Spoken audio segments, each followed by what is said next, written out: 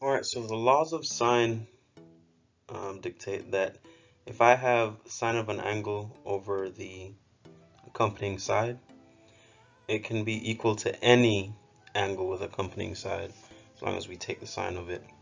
So that way we have sine A over A, where capital letters represent angles and lowercase letters represent lengths of sides, equals sine B over B and sine C over C.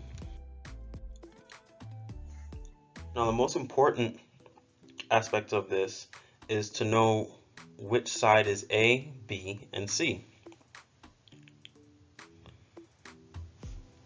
The only thing that matters is that side A is opposite from angle A. So if angle A is on the lower right corner, side A is the upper left side. Side B is opposite from angle B, and side C is opposite from angle C.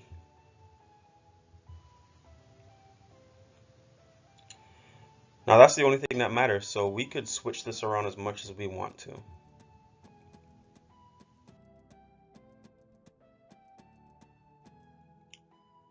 We can switch it up again.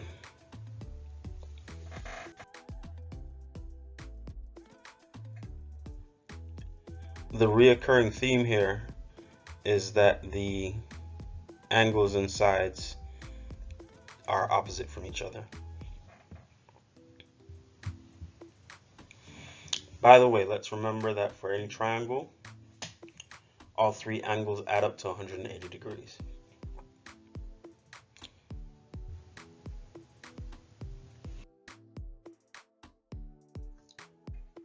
How is this different from what we did before? Well, before we used to have the hypotenuse be C, and now it doesn't matter which side is C.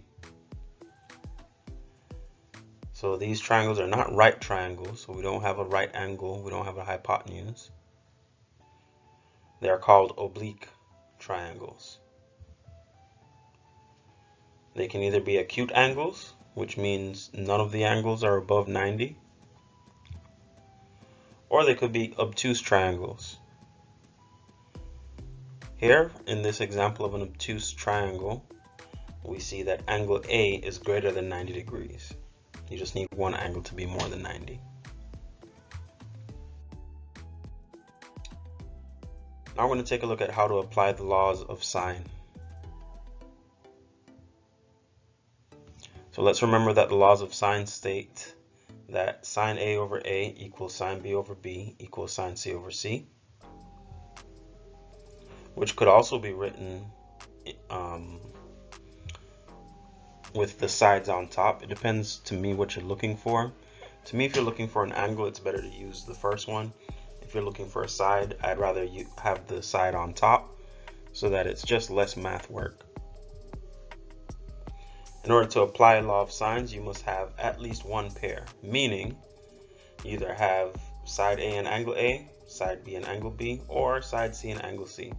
You have to complete one pair so that you can have one of these, and then you can either be given another side or another angle, but you can only solve this where there's one unknown.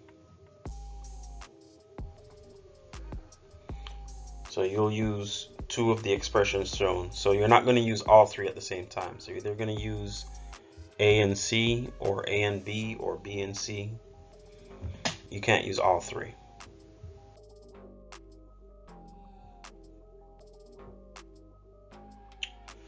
So law of sines can be used to solve an oblique triangle when you're given the measures of two angles and a non-included side.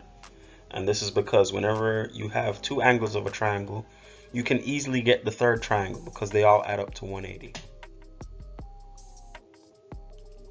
So this is an example of angle side. As you can see here, we have a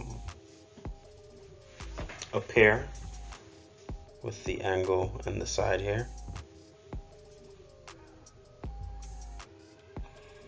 two angles and the included side.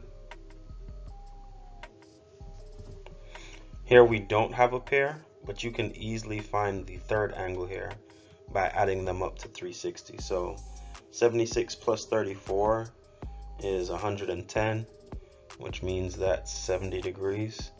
And then just by finding that, you now have a pair. Or two sides in a non-included angle, side-side angle.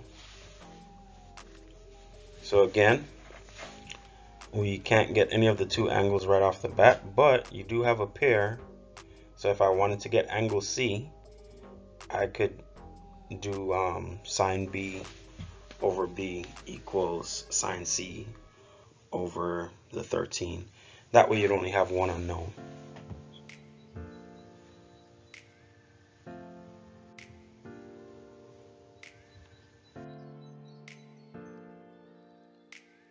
So here's an example. We're going to solve triangle ABC. Find all three sides and all three angles. We're going to round side lengths to the nearest tenth and angle measures to the nearest degree. Here we can notice that we already have a pair. We have side A and angle A. And so which one of these do you think we're going to use? Well, it depends on what we're going to find first. To me, because we have the angle there, I believe it's easiest to find side B right away. And because I'm looking for a side, I'm going to use the ones where the sides are on top, just so I have less algebra to do. So here we put in the information that we have. I need to get B by itself, so I'm going to multiply both sides by sine 100.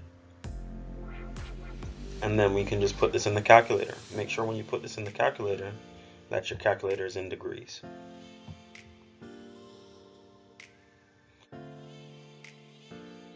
So I got 29.5. So now we just need to get angle C and side C.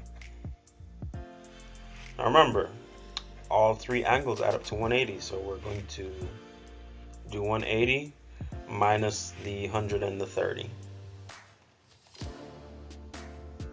So that gives me that the angle is 50, which leaves me with one more thing to get.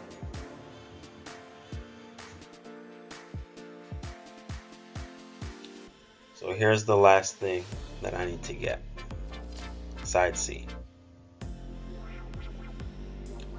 So we're going to use our givens, the given pair that we had.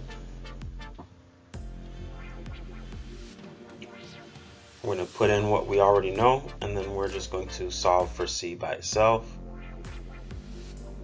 And then we put this in the calculator, and we get 23. So that is the entire triangle solved using the laws of sine. If you don't have a pair, then you're going to have to use law of cosines, and that will be in the next video.